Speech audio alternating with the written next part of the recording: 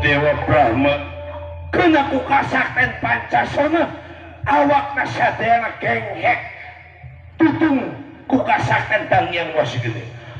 Aduh cilaka lain beja sidang yang Wasigede. Sanajan dipaksakeun ge sagerepekan kieu jago ti jagat Suralaya. Adi guru wayahna kaula dak mundur bakal ditingali ti kaanggangan silakan sabab si Wasi jeung sidang yang Wasigede geus lain beja kasaktena geus sakti mandraguna.